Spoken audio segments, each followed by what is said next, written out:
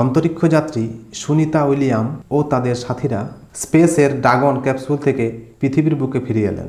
আগের সাল জুন মাসে 8 দিনের জন্য স্পেসে গিয়েছিলেন, কিন্তু দীর্ঘ 9 মাস পর পৃথিবীর বুকে ফিরে আসতে পারলেন। যে মেশিন ওদেরকে ফিরিয়ে আনবে তা অন্তরিক্ষতেই খারাপ হয়ে যাওয়ার কারণে এই সমস্যাটি হয়েছিল।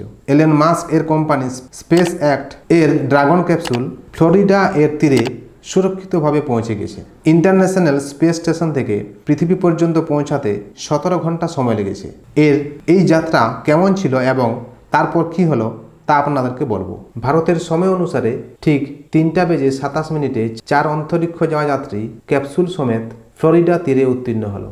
সমুদ্রের তটে আসার সাথে সাথে কন্ট্রোল সেন্টার থেকে নিক অ্যালেক বুচ সুনিকে এই পৃথিবীর বুকে আসার জন্য স্বাগতম জানালেন। কমান্ডার নিক হেগ খুশির সাথে বললেন যে ক্যাপসুলের মধ্যে সবারই হাসিমালিপ্ত মুখ বজায় রয়েছে। প্লেস ডাউনের ঠিক আগে কি হয়েছিল? পৃথিবীর বায়ুমণ্ডলে প্রবেশ করার সময় ক্যাপসুলের গতি ছিল 17,000 মাইল প্রতি ঘন্টা, যেটা কিছু মিনিটের মধ্যে স্পিড কমিয়ে আনা হয়েছে। 2000 ডিগ্রি তাপমাত্রা এবং হিট শেল্ড কতটাই ডেঞ্জার ছিল।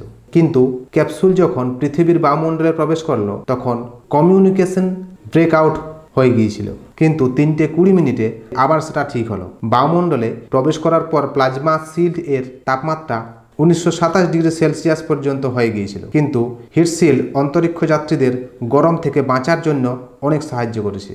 মোটামুটি 3:21 অটোনোমাস হয়ে গিয়েছিল, অর্থাৎ অন্তরিক্ষ যাত্রী একে নিয়ন্ত্রণ করেনি। এর মাঝে ওরা সামনে থাকা টাচ স্ক্রিন এর ওপর সবই দেখতে পাচ্ছিল। প্রথমে 3:24 ড্রাগন ক্যাপসুলের দুটো প্যারাসুট খুলে যায়, যার কারণে এর স্পিড অনেকটাই কমে যায়। এরপরে আবার দুটো প্যারাসুট খুলে যায়। সমুদ্রের উপর অবতীর্ণ হবার পর কি হয়? যে সময় ক্যাপসুল সমুদ্রে অবতীর্ণ হয় তার কিছুক্ষণ পরেই জলের উপরে ক্যাপসুলের চারদিকে ডলফিন ঘুরতে থাকে এবং মনে হয় যেন সেই অন্তরিক্ষ যাত্রীদের স্বাগত জানানোর জন্যই নাকি তারা এসছে।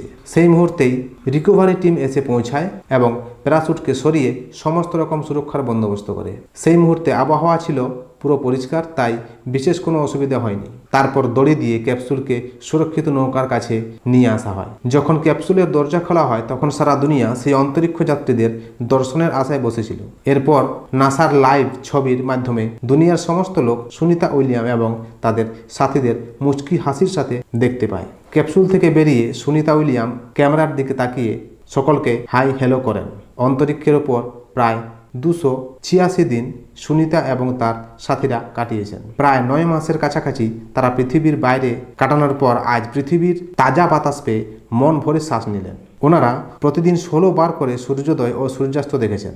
নাসার commercial crew progress manager Steve Stich বলেছেন যে ওনাদের শরীর এখন ঠিক আছে।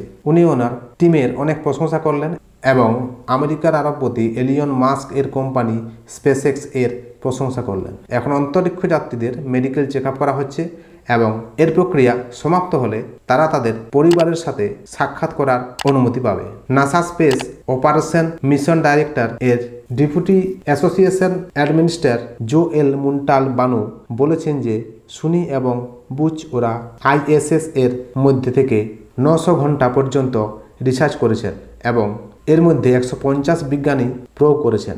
উনি নাসা অন্তরিক্ষ যাত্রীর কর্মের প্রয়োগে দেশের যে লাভ হবে সেটা বলেছেন এবং এটাও বলেছেন যে কিছু সময়ের মধ্যে মঙ্গল গ্রহে মানুষকে পাঠানোর ব্যাপারে এটা অনেকটাই সাহায্য করবে।